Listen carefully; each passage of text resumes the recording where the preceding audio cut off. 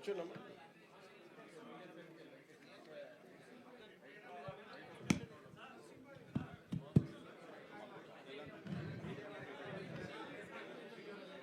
అందరు కనిపిస్తారు.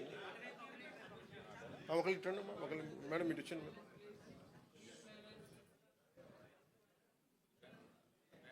యశస్విని గారు మీరు ఇటు వచ్చాను అమ్మా. మీరు ఇటు వచ్చాను. మీరు ఉండండి, మీరు ఎక్కడ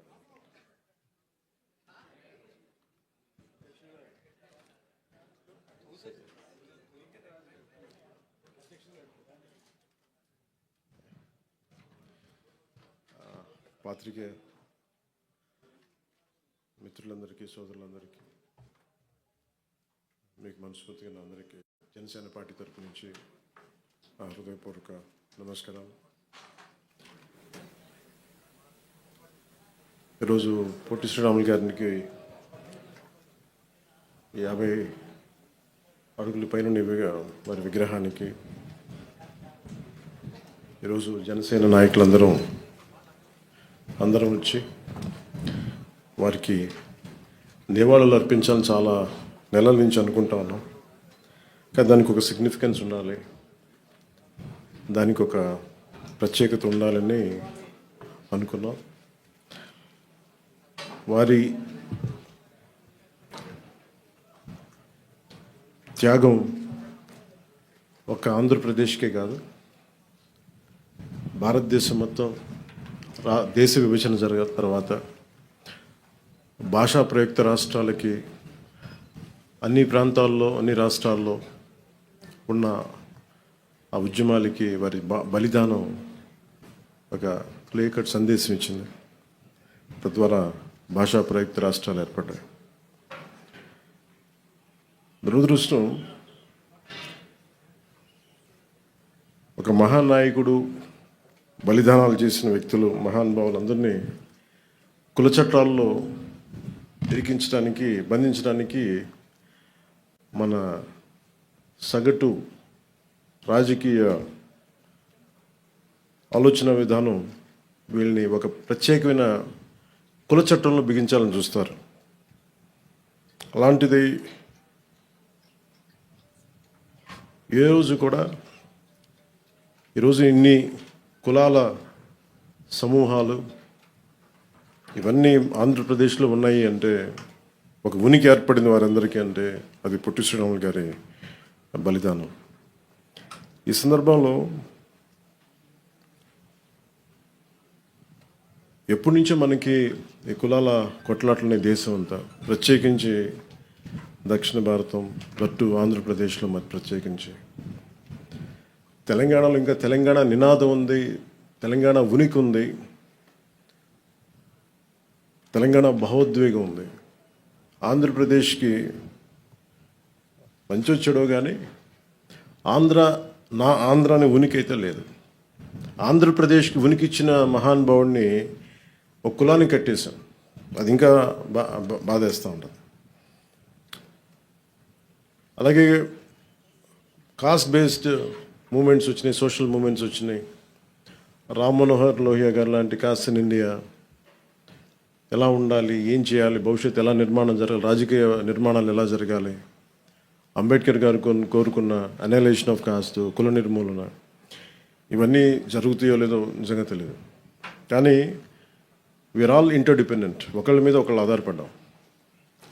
మరీ 98 దశకం నుంచి 2004 వరకు కుల దూషణలు ఎక్కువైపోయింది పాలిటిక్స్లో. ఏ స్థాయికి ఎక్కువైపోయినాయి అంటే, దాని పీక్ వైసీపీ వచ్చిన తర్వాత ఇంకా జర్నలిస్ట్లో కూడా కులాలతో తిట్టడం ప్రారంభించేశారు. ఇంకా అది పరాకాష్ట. అంటే ఈ స్థాయికి మనందరం దిగజారిపోతే, అంటే ఒక నాయకుడు తప్పు చేస్తే, లేదంటే అంటే ఏ స్థాయికి వెళ్ళిపోయినాయి అంటే ఇవన్నీ లేట్ 98 నుంచి కానీ 2004-05 తర్వాత ఇంకా కుల దూషణలో ఏ స్థాయికి వెళ్ళిపోయినాయి అంటే, ఒక సెన్సిటివ్ ఇష్యూస్లో తోసారు. ఇష్యూస్ని డైవర్ట్ చేయడానికి, ఒక తప్పు జరిగింది ఎవరైనా లేవనెత్తితే ఆ వ్యక్తిని కుల దూషణలతో తిట్టడం, ఏదైనా మాట్లాడితే సెన్సిటివ్గా అయిపోవటం, వీటన్నిటికీ ఎక్కడో మేము చరమాంకం పలకాలనుకున్నాం. ఇది జనసేన మూల సిద్ధాంతంలో ఒకటి కులాల ఐక్యత. అంబేద్కర్ గారు చెప్పినట్టు కుల నిర్మూలన జరుగుద్దో లేదో మాకు తెలియదు, కానీ కులాల ఐక్యత, కులాల ఇంటర్డిపెండెన్సీ, పరస్పర సహకారం చాలా చాలా అవసరం. ఇదే ఈ ఒరవడి కనుక కొనసాగితే అడ్మినిస్ట్రేషన్ కూడా చాలా కష్టం అయిపోతుంది. ఒక వ్యక్తి తప్పు చేస్తే ఆ వ్యక్తిని నిందించాలి, కానీ ఎంటైర్ కులాన్ని నిందించే పరిస్థితులు. అసలు వైసీపీ ఏ స్థాయిలో ఉంది అంటే, గతంలో చూస్తే ఒక ఎమ్మెల్సీ హత్య చేసి ఒక దళిత కులానికి చెందిన యువకుడిని హత్య చేస్తే, అది ఏ గొడవలైనా ఎన్ని పక్కన పెడితే, శవాన్ని ట్యాక్సీలో పెట్టి ప్యాక్ చేస్తే వాళ్ళని వీళ్ళు వెనకేసుకొస్తారు. అక్కడ మళ్ళీ ఒక దళిత సంఘాలు కూడా మాట్లాడడం. మళ్ళీ అలాగే డాక్టర్ సుధాకర్ గారిని కరోనా టైంలో చంపేస్తే, ఆయన్ని మానసికంగా హింసించి చంపేస్తే మళ్ళీ అక్కడ ఏ సంఘాలు మాట్లాడడం. అసలు ప్రతిదానికి కూర్చోబెట్టి సంఘాలు పెట్టుకొని సంఘాల నాయకులు బాగుపడుతున్నారేమో లేదో మాకు తెలియదు, కానీ ఆ కులాల ప్రజలు మటుకు చాలా ఇబ్బందులు పడతారు, చాలా బాధపడతారు, అభివృద్ధికి అయితే నోచుకోవట్లేదు. ఇంకెక్కడో ఈ మధ్యన మరీ బరి తెగించి వీళ్ళకి అధికారం పోగానే ఇంకా ఇష్టారాజ్యంగా తిట్టడం, కుల దోషణలు, కులాల పేరు మీద మాట్లాడటం, ఇవన్నీ ఎక్కడో చరమాంకం పలకాలనిపించింది. మేమందరం కూర్చున్నాం. ఇక్కడున్న దాదాపు కీలకమైన 54 మంది మా ఎమ్మెల్యేస్ ఉన్నారు, ఎంపీస్ ఉన్నారు. మేమందరం అన్ని విభిన్నమైన కులాల నుంచి, కానీ మేమందరం భారతదేశానికి, ఆంధ్ర రాష్ట్రానికి, తెలుగు జాతి ఉనికికి, భారతదేశ సమగ్రతకి మేమందరం ప్రతిబింబం. ఇక్కడున్న ఒక్కొక్క గెలిచిన ఎమ్మెల్యేలు కావచ్చు, పదవులు ఇచ్చిన వాళ్ళు కావచ్చు, మిగతా కులాలు ఒక్క కులం మీద బేస్ అవుతారు పాలిటిక్స్. సౌత్లో మా వంశీకృష్ణ యాదవ్ గారు గెలిచిన, అది అన్ని కులాల సహకారం ఉంటే నేను ఎమ్మెల్యే అవుతారు. నాయకర్ గారు కావచ్చు, బోలిశెట్టి శ్రీను గారు కావచ్చు, ఇలా ప్రతి ఒక్కళ్ళు పేరును చెప్పుకోండి. దీనికి ఎక్కడో ఇంకా మేము ఈ ప్రత్యేకించి అధికారంలో లేని వాళ్ళు కావచ్చు, మిగతా అన్ని స్థాయిలో కావచ్చు, ఎక్కడో చోట దీనికి ఒక చరమాంకం పలకాలి, కొత్త విధానం తీసుకురావాలి. ఆంధ్రప్రదేశ్, తెలంగాణలో దాదాపు 13 లక్షల మంది పట్టుబద్దులై నిరుద్యోగులుగా మిగిలిపోతున్నాయి. ఇలాంటి విషయాల మీద పట్టించుకోకుండా అభివృద్ధికి ఏం చేయాలని ఆలోచనలు చేయకుండా ఈ కుల దూషణలు, ఇలాంటి విద్వేషాలు, వీటన్నిటికీ ఎక్కడ చరమాంకం పలకాలి. మా పార్టీ తరపు నుంచి, జనసేన పార్టీ తరపు నుంచి మేము ఆ ఇనిషియేటివ్ తీసుకోవాలి. మేమందరం సమిష్టిగా నిర్ణయం తీసుకున్నాం. మొన్న 2 days ఏంటి సార్, 3 రోజుల క్రితం మేమందరం అసెంబ్లీ అయ్యాం.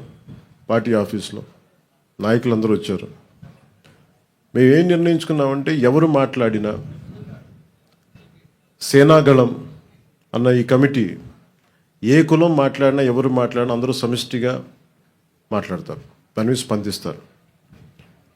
ఒక్కొక్క కులాన్ని దూషించడం మొదలు పెడితే ఐసోలేట్ చేసి, ఇండివిజువలైజ్ చేసి, డివైడ్ అండ్ రూల్ లాగా మాట్లాడుతూ ఉన్నారు. దీనివల్ల ఏం జరుగుతుందంటే, కింద ప్రజలు ఒక అయోమయానికి గురయ్యి, కన్ఫ్యూజన్కి గురయ్యి, అభివృద్ధి వీటి గురించి ఆలోచించడం మానేసి ఎమోషనల్ గేమ్లోకి వెళ్ళిపోతున్నారు, వీళ్ళ ట్రాప్లోకి. సో దాన్ని మేము బలంగా ఎదుర్కోవడానికే ఈ రోజున ఈ సేనాగళం అనే కమిటీని, దీంట్లో అందరూ సీజన్డ్ అనుభవజ్ఞులు, రాజకీయ నాయకులు ఉన్నారు, ఎమ్మెల్యేస్ ఉన్నారు, అందరూ జీవితాలని, మన సామాజిక చైతన్యాన్ని గుండెల్లో నింపుకున్న వాళ్ళు, అన్ని కులాలు ఉన్నారు దీంట్లో.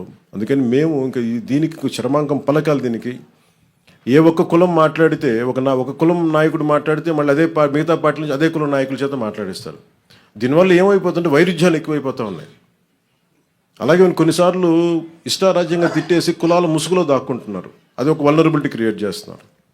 ఈరోజు పొట్టి శ్రీరాములు గారి స్ఫూర్తికి, ఆయన ఆంధ్రజాతి ఐక్యతకి, భారతదేశం సమిష్టిగా ఉండాలి, దీని సమగ్రత భంగం కలగకూడదు, దానివల్ల భాషా ప్రయుక్త రాష్ట్రాలు ఏర్పడాలి, వీటన్నిటి నేపథ్యంలో ఆయన బలిదానం జరిగింది. కాబట్టి వారి స్ఫూర్తిగా తీసుకుని ఈ రోజున సేనాగళం అని మా హై పవర్డ్ ఈ కమిటీ, ఇంకా ఎవరు భవిష్యత్తులో ఎవరు కులం గురించి మాట్లాడినా సమిష్టిగా మా నాయకులందరూ దీన్ని, మా పార్టీ స్టాండ్ కానీ వాళ్ళని ఎదుర్కొంటారు. మా అందరికీ తెలియజేస్తున్నాను. Thank you sir. జై.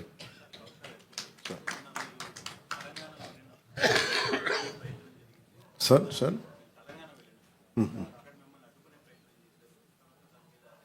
యా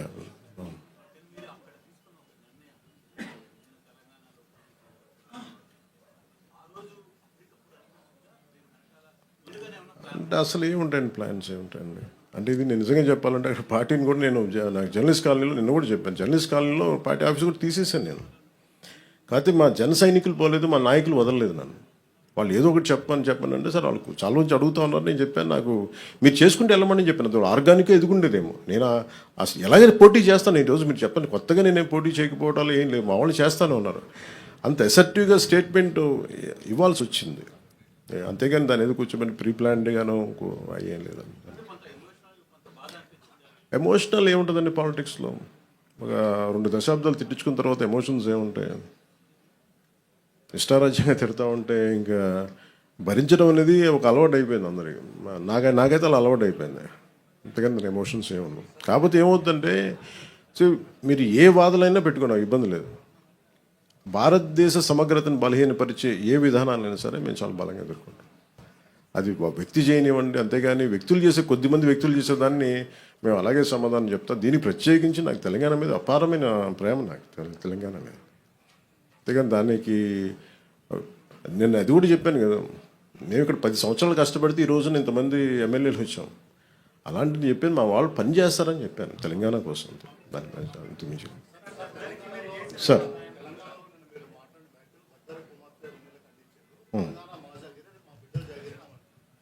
ఏదండి? అది ఎవరికి మాట్లాడాను? అది తెలంగాణ ప్రజలను ఉద్దేశించి కాదు కదా. తెలంగాణ 100% భూమిపుత్రులు జాగిరే కదా, దాన్ని ఎవడు కాదన్నారు. నేను అది కాదన్నా, నన్ను అడుగు పెట్టనివ్వనన్నారు. తెలంగాణ భారతదేశంలో అంతర్భాగం కదా. నువ్వు రాకూడదు, ఇక్కడ హాస్పిటల్ ఆపరేషన్ చేయించుకుంటూ ఒక్కళ్ళు మాట్లాడచ్చు, 10 మంది మాట్లాడచ్చు. కానీ గద్దర్ గారు ఎప్పుడు ఇలా మాట్లాడలేదు. మా అజయ్ కుమార్ గద్దర్ గారి శిష్యులే కదా. ఆయన ఉస్మానియాలో చదువుకున్న వ్యక్తే కదా, రాడికల్ మూమెంట్స్లో తిరిగిన వ్యక్తే కదా ఆయన. ఇది మేబీ వాళ్ళు ఏదైనా చూడకుండా ఏదైనా పొరపాటు అని ఉన్నారు. నాకు వాళ్ళు బాగా తెలుసు కదా, వాళ్ళ కుటుంబం కూడా. అది సరిగ్గా అర్థం చేసుకుని లేకుండా మాట్లాడుతుండొచ్చు, అంతకుమించి ఇంకేమన్నా. వాళ్ళంటే నాకు అందరికి చాలా ఇష్టం. నాకు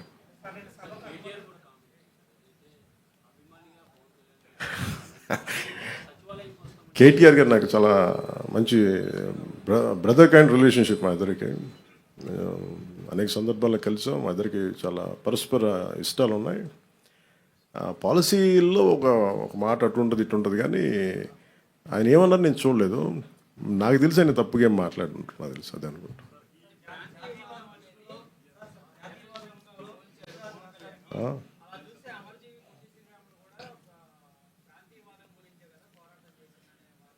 అంటే మనం ప్రత్యేక రాష్ట్రం కోరుకోవటం వేరు, ప్రత్యేక రాష్ట్రం కోరుకోవటం వేరు.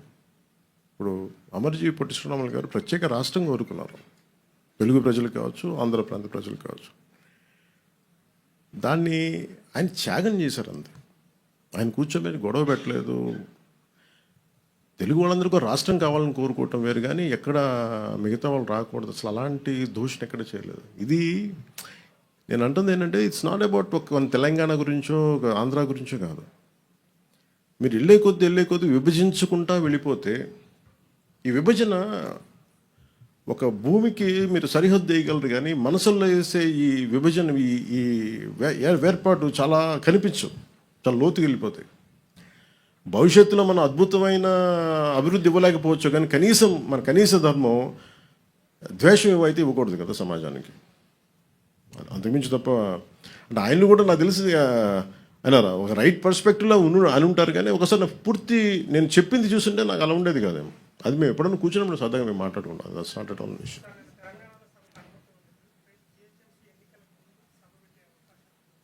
ఎంతకాలం ఆపుతారు సార్ ఎక్కడైనా సరే? ఇప్పుడు ఇలా అయితే మీరు నాకు తెలిసి తెలంగాణ అంతా కూర్చోబెట్టి, తెలంగాణ నిజంగా చెప్పాలంటే తెలంగాణ పోరాట స్ఫూర్తి చాలా ఎక్కువ. ఇప్పుడు నేను కూర్చోబెట్టి ఇక్కడున్న మా నాయకులు ఎవరు పోటీ చేయట్లేదు కదా, ఇక్కడున్న ఆంధ్ర నాయకులు ఎవరు ఎక్కడ వెళ్ళట్లేదు. అక్కడ కూర్చున్నది పూర్తి తెలంగాణ బోర్న్ అండ్ బ్రాట్, అది పూర్తి నేలబిడ్డలు, అక్కడ భూమిపుత్రులు. వాళ్ళు పోటీ చేస్తారంటే ఆపేది ఎవరండి? వాళ్ళు సభ పెట్టుకుంటారంటే ఆపేది ఎవరు? ఎంతకాలం ఆపగలరు? ఇజ్ ఇట్ యాంటీ కాన్స్టిట్యూషనల్ కదా. ఈవెన్ తెలంగాణ పోలీసు కూడా అదే చెప్తారు కదా, ఒకరోజు ఆపగలరు, 2 రోజులు ఆపగలరు, కానీ అలా తెలుసు ఎక్కడ ఆప్ చేయలేదు, జరగదు కూడా. అది ఉన్న ఏదో ఒక మేబీ ఆ సందర్భం నాకు తెలిసి ఇది ఒక్కళ్ళు కూర్చొని చేసింది కాదు, ఏదో అది చిలికి గాలి వల్ల అయింది అనుకుంటున్నాను. అంతకుమించి నేను నిజంగా చెప్పాలంటే నేను అడిగారు మన ఛానల్లో కూడా మన మన కొంతమంది జర్నలిస్ట్ సోదరులు కూడా అడిగారు, ఏదైనా కాన్స్పిరసీ ఉంటుందంటే ఏముంటుంది కాన్స్పిరసీ, ఏదో ఒకళ్ళు కూర్చోటి మాట్లాడి కాకపోతే దేనికి తక్కువ అంటుకుంటుందంటే మన దేశంలో బతకడం మన హక్కు కదా. మన హక్కుని ఇప్పుడు నేను కూర్చోబెట్టి ఈరోజు ఆర్టికల్ 370 రద్దంటే నువ్వు కూర్చోబెట్టి కాశ్మీరీ పండితులు మీరు ఇక్కడి నుంచి వెళ్ళిపోండి అంటే అవన్నీ ఎటు తిరిగినాయి, ఎటు వచ్చినాయి. అలాంటి కొద్దిమంది మాట్లాడటం దేశానికి శ్రేయస్కరం కాదు. నాకేదో జరుగుద్దని కాదు, నాకేం జరుగుద్ది, నాకు దాని గురించి అసలు ఇబ్బంది లేదు. ద్వేషం ఒక విద్వేషాలకి ద్వేషాలకే ఒక ముగింపు పలకాలనే కదండి. విద్యార్థులు ఏం ద్వేషం ఉంటుంది, యువతలో ఏం ద్వేషం ఉంటుంది. ఇప్పుడు ఇందాక కలిసినప్పుడు వాళ్ళు కూర్చోబెట్టి ఇద్దరు భార్యాభర్తలు ఇద్దరు, ఒకళ్ళు నల్గొండ నుంచి ఇంకొకళ్ళు ఇక్కడే మన గుంటూరు నుంచి, సంబంధ బాంధవ్యాలు ఉంటాయి, వ్యాపారాలు. నేను అది కూడా చెప్పాను. ఆంధ్రాకి వచ్చి ఎంతమంది 2014 నుంచి 24 దాకా, ఇప్పుడు నాకు తెలియదు కానీ నా కాంట్రాక్ట్స్ నేను చూడను కానీ 14 నుంచి 24 దాకా ఎంతమంది తెలంగాణ కాంట్రాక్టర్స్ ఇక్కడ కాంట్రాక్టులు తీసుకున్నారు. అలాగే తెలంగాణలో ఎంతమంది ఆంధ్ర కాంట్రాక్టర్స్ అక్కడ కాంట్రాక్టులు చేశారు. నేనేమంటున్నానంటే ఇవన్నీ మీరు జరుగుతున్నప్పుడు ప్రజల మధ్య ద్వేషం దేనికని అవి తీసుకురాకుండా అంత ఒక కైండ్ ఆఫ్ రిక్వెస్ట్ అది. సార్ నాకు నిజంగా తెలియదు సార్, ప్రాబ్లం నేను నిజంగా చెప్తాను కదా, నాకు మా వాళ్ళు పోరు పెడితే వెళ్ళాను సార్. నేను మా వాళ్ళు 12 సంవత్సరాల నుంచి అడుగుతున్నారు. నాకు తెలుసు వెళ్తే ఏదో ఒకటి అంటారు, మళ్ళీ నాకు ఎందుకులే అని చెప్పి నాకు 12 సంవత్సరాలు వెయిట్ చేసిన తర్వాత పుష్కర కాలం తర్వాత అంత ద్వేషం ఉండదని అనుకున్నాను. మా వాళ్ళని అడిగితే ప్రేమగా వెళ్ళాను. దానికి నాకు నిజంగా సభకి అనుమతి ఇచ్చుంటే చాలా ఈజీగా చిన్నగా అయిపోయేదేమో, నాకు అదే అనిపిస్తుంది.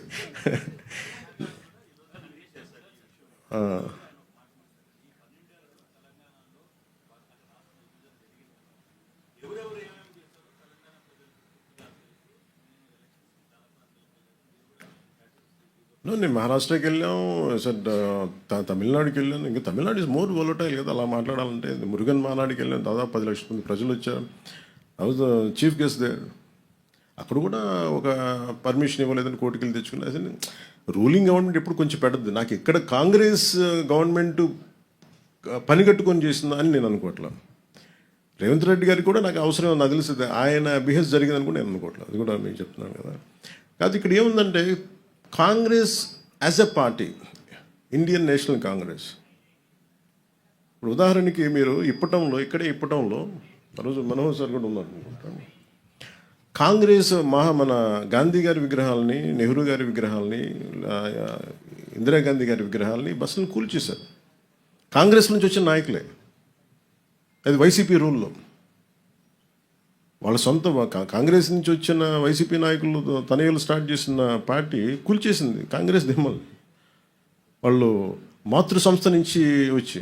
అలాంటి దానికోసం మేము కదా కూర్చోబెట్టి మాట్లాడి హైలైట్ చేసింది ఆ రోజున. సో మాకు కాంగ్రెస్ ప్రాబ్లం ఏమొచ్చిందంటే they have become too convenient. Especially Indian National Congress ఢిల్లీలో కూర్చున్న either it could be Mister Rahul Gandhi or Mister Kharge garu కావచ్చు, ఆర్ మిస్ ప్రియాంక గాంధీ గారు కావచ్చు. I think they should, when they were running a national party, I hope they look at how their leaders are performing in each and every state. When you want to have a national integrity, when you can go to Wayanad and you can compete, you can contest. But here, in a neighboring state, where I have a home, that was my home, Hyderabad was my home, is my home. Maybe politically I'm not there, but Hyderabad is my home. I have a party, recognized political party. I have a right to assemble. I have a right to address a meeting. And suddenly, how could they deny permission? It's not something they had done, but as a policy, if Mr. Rahul Gandhi ji has to speak so much about India, first let them correct their own mistakes in their own backyard. They are so shallow. Andhra Pradesh was their source of strength for Congress. They lost it. Andhra Pradesh was always a source of strength for Congress. They had lost it. Not understanding it. Even నేను మొన్న కూడా చెప్పాను, I'm never against division of Telangana and Andhra. Burgula Ramakrishnarao garu లాంటి మహానుభావులు తెలంగాణ రాష్ట్రానికి ముఖ్యమంత్రిగా ఉండి, నిజాంకి స్టేట్కి ముఖ్యమంత్రిగా ఉండి, తెలుగు జాతి ఐక్యత కలిసి పాపం చేస్తే పాపం ఆయన త్యాగం చేశారు. నాకు తెలిసి ఆంధ్ర వాళ్ళలో కూడా అంత త్యాగం లేదు, అంత గొప్ప మహానుభావుడు ఆయన. సో ఇవన్నీ గుర్తిస్తూనే నేను నా రిక్వెస్ట్ ఏంటంటే, especially for Congress, somehow you are stroking some unwanted differences in the country. I think they have to curb it. అది వాళ్ళు ఆప్ చేసుకోవాల్సిన అవసరం చాలా ఉంది వాళ్ళకి, for the sake of integrity, for the sake of countries integrity. ఎందుకు విద్వేషాలు రగిల్చిన ఎవరు కూడా, ఇక రాహుల్ గాంధీ గారు మొత్తం దేశం కన్యాకుమారి నుంచి కాశ్మీర్ దాకా తిరిగి ప్రయోజనమే ఉంటాయి. If you don't understand the subtleties, if you don't understand the grassroots understanding, what is the purpose? ఏం చేస్తారని వీళ్ళందరూ కూర్చోబెట్టి, మీరు కూర్చోబెట్టి ఇలా మాట్లాడితే దే హ్యావ్ టు, వాళ్ళు కూర్చోబెట్టి మన రాజ్యసభలకి కూర్చోబెట్టి ఇక్కడి నుంచి వెళ్తున్నారు కదా. ఇక్కడికే శివశంకర్ గారిని ఇక్కడే మన గుంటూరు నుంచి గెలిపించారు. శివశంకర్ గారు తెనాలి నుంచి గెలిచారు. శివశంకర్ గారు కాంగ్రెస్ నాయకులు ఫ్రమ్ తెలంగాణ. ఎప్పుడూ డిఫరెన్స్ చూపించలేదు కదా. పివి గారు ఏం చేశారు, మనకి నంద్యాల నుంచి గెలిచారు. సో అందుకని ఇవన్నీ, బట్ ఎక్కడో నా ఉద్దేశం ఏంటంటే, Congress somewhere they have to do a course correction. ఎందుకంటే ఇంకా నెక్స్ట్ జెన్జీకి, కొత్త తరానికి మీరు ఏమి ఇస్తారు? మీరు ఏం సందేశం పంపుతున్నారు? I think these kind of any act which hits the integrity of the nation, the harmony between societies and states. If anything happens, I think we will be very firm in our voicing out our opinions. Thank you, sir. Jai Hind. Sir?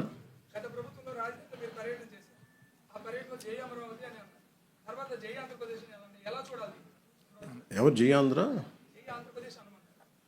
కాదు sir, మీకు మన దురదృష్టం ఆంధ్ర వాళ్ళకి ఏంటంటే,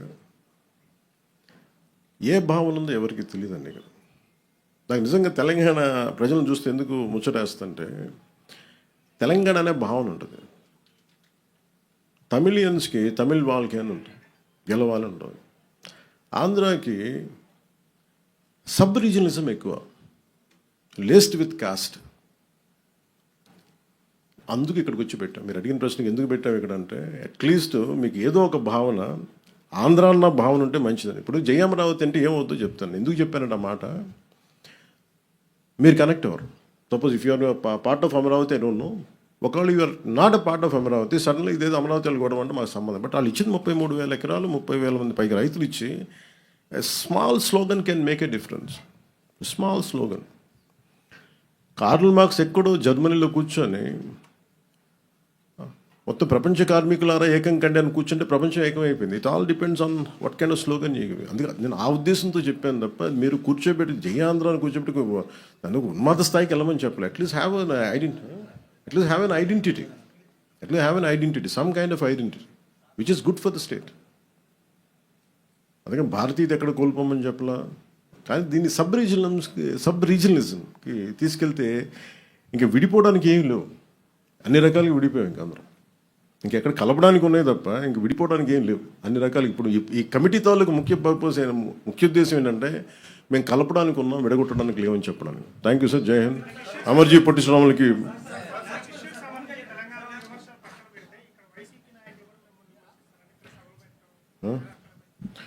వాళ్ళు ఇలాంటి సభలు పెట్టకపోతే కదండి వాళ్ళు ఇక్కడ దాకా 11కి వచ్చారన్న. అంటే వైసీపీకి రిపీటెడ్ చెప్తున్నా, వీళ్ళు రౌడీజం చేస్తాం, గుండాగర్దీ చేస్తాం, భయపెట్టేస్తాం, నరికేస్తాం అంటే, వీటికి భయపడే వాళ్ళందరూ ఇంతమంది పాలిటిక్స్కి ఎందుకు వస్తారండి? ఆడబిడ్డలు ఎందుకు పాలిటిక్స్కి వస్తారు? వీళ్ళకి రౌడీలు కానీ గుండాలకి భయపడితే there is a policy matter. మీకు నచ్చిందా పాలసీ? మీకు అమరావతి ఎంత కావాలో అంత కావాలా, 3 రాజధానులు కావాలా, అదేదో అదే చెప్తున్నాను. అదేదో నచ్చరాగా ఉంటుంది పేరెంట్. అందుకే అంటే నేను ఎంత ల్యాండ్ కావాలి అనేది అదొక ఇట్స్ ఆల్ డిపెండ్స్ ఒక్కొక్క విషయం. సో ఫైనల్లీ 2014లో ఒక డెసిషన్ తీసుకున్నారు. 30,000 ఎకరాలు 33,000 ఎకరాలతో క్యాపిటల్ చేద్దామని చేశారు.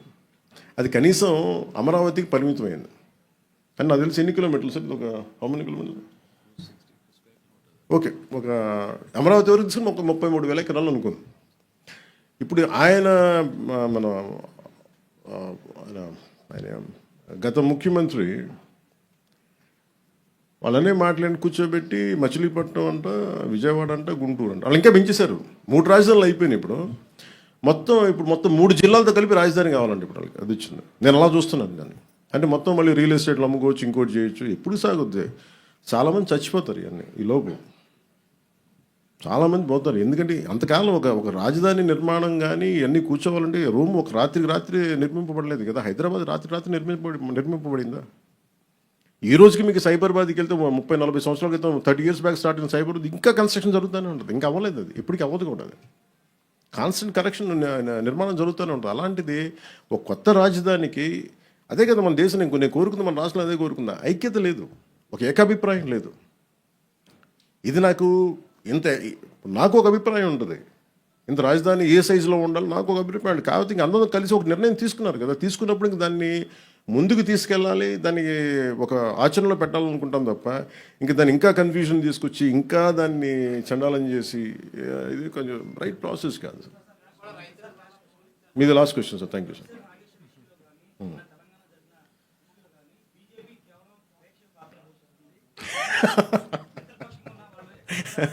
అది బీజేపీ నాయకులు అడగాలి సార్. నన్ను అడిగితే నేనేం చెప్పండి.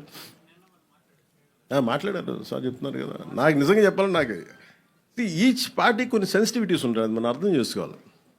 అంటే నిజంగా అందరూ అంత నిర్భయంగానూ ఉంటే సార్ సమాజం వేరుగా ఉండేది కదా. మేబీ ఎవరి సెన్సిటివిటీస్ వాళ్ళకు ఉంటుంది, మనం అర్థం చేసుకుంటూ ముందుకెళ్తాం. Thank you sir. Jai Hind sir.